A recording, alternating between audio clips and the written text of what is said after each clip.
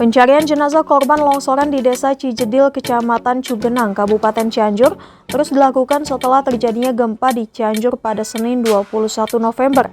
Tak hanya melibatkan alat berat dan ratusan relawan untuk mencari korban, Basarnas juga menurunkan anjing pelacak jenazah yang merupakan BKO dari unit SAR K9 Direktorat Polisi Satwa Korsabhara, Baharkan Mabes Polri yang bermarkas di Kelapa II Depok. Jurnalis Tribun News Depok berkesempatan menggali lebih jauh kiprah para personel kepolisian dengan anjing pelacak berkualifikasi SAR bersama AKP Muhammad Amali, Kepala Unit SAR K9, Direktorat Polisi Satwa Korsabhara, Baharkan Mabes Polri.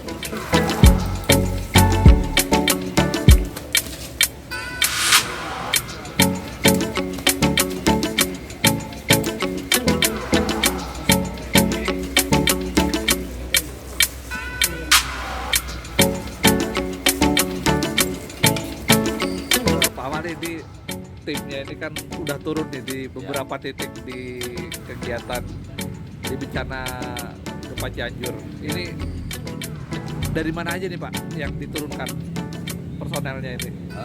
Kami gabungan Pak, jadi gabungan dari Mabes Polri, jajaran Baharkam, itu ada pasukan dari Perintis sebanyak 200 orang, terus dari Direktorat Polisi Satwa.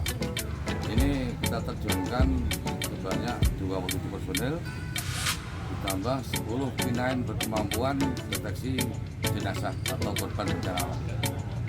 Oh, berarti anjing-anjing ini yang diturunkan ini punya spesifikasi tersendiri Pak ya? Betul Pak, betul.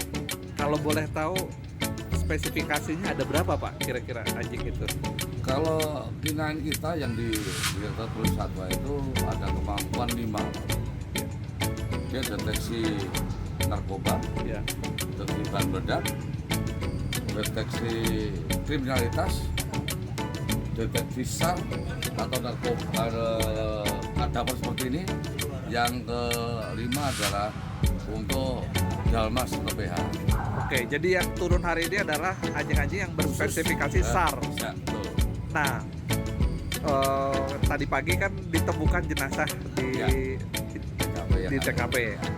Nah, itu bagaimana sih prosesnya K9 ini bisa menemukan jenazah gitu? Sementara ini gundukan tanah itu segitu banyak dan dalam Pak.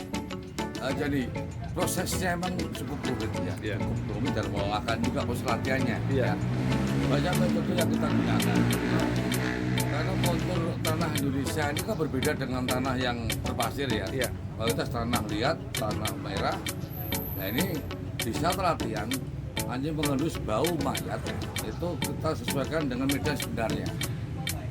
Ini jadi anjing-anjing kita itu juga ini maksimal itu latihan minimal 6 bulan Pak. 6 bulan dari anjing tidak bisa apa-apa sampai bisa operasional minimal 6 bulan. Bisa sampai 9 sampai setahun baru bisa operasional. Tergantung kemampuan anjing tersebut.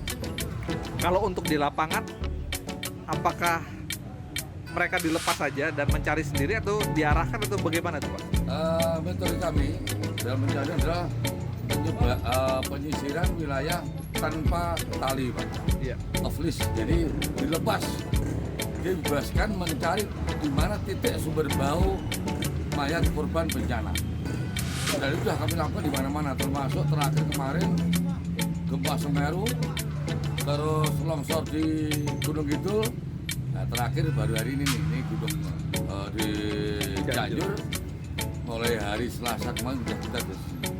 Oh, jadi di lokasi itu pun untuk manusia belum bisa mencium tuh Pak ya, bau jenazah ya? Belum, karena korbannya terhubung ya dengan indera penciuman yang melebihi manusia, sehingga mencium melebihi manusia, anjing bisa ngendus bau mayat yang ditanam bisa 4 meter bisa mencium.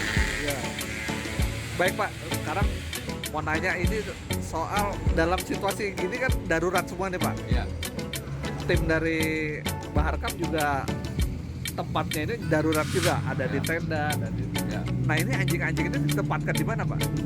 Jadi kita menyewa rumah di sini. Jadi saya perlakuan khusus.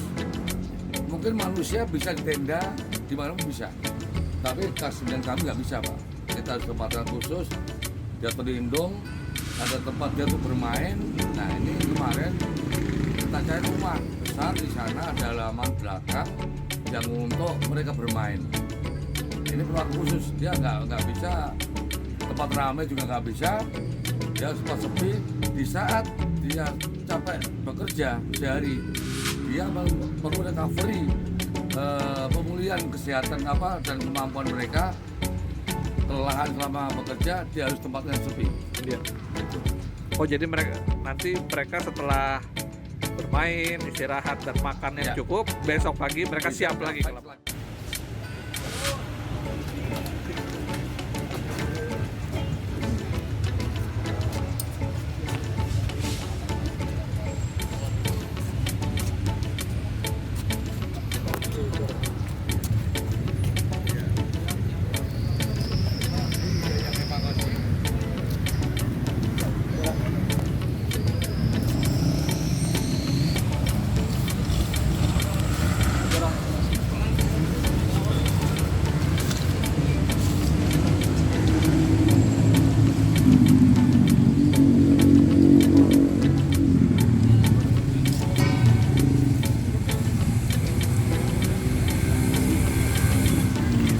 Sementara itu, ada perbedaan kualifikasi anjing pelacak dalam operasi pencarian korban.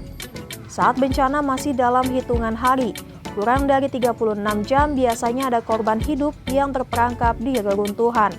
Oleh karena itu, anjing pelacak berkualifikasi mencari orang hidup yang diturunkan ke daerah bencana.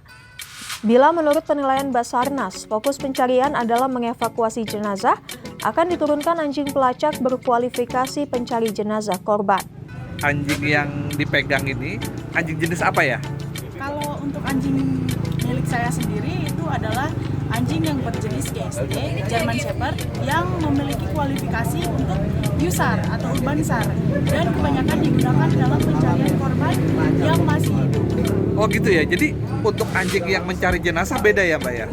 Untuk anjing mencari jenazah sendiri beda, kualifikasinya beda, dipisahkan. Nah, untuk mencapai kualifikasi seperti itu, anjing yang untuk mencari orang hidup dilatihnya seperti apa sih?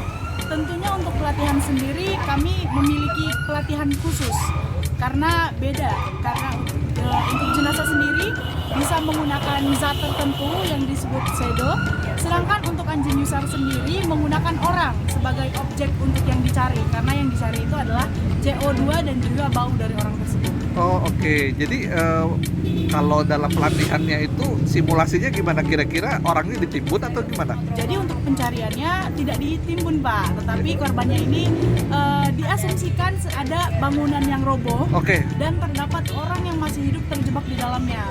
Dan juga kan berbagai orang yang merespon saat terdapat dalam reruntuhan itu sangat beragam ya. Ada yang teriak, ada juga mungkin yang pasif karena pingsan karena saking shocknya. Jadi anjingnya itu tetap harus bisa untuk mencari baik yang masih ada suaranya maupun yang sudah tidak ada, yang sudah pingsan.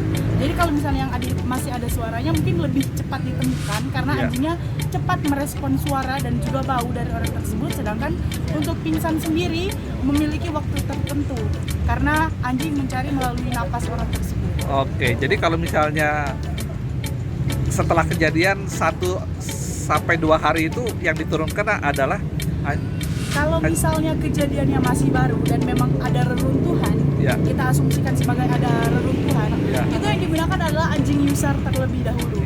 Karena dalam golden time-nya seseorang untuk hidup dalam reruntuhan itu adalah 30 jam, Pak. Lalu kemudian jika memang dari Basarnas sendiri mengatakan atau menginformasikan bahwa memang korban yang di dalam telah meninggal, baru diterjunkan kembali anjing yang melakukan pencarian.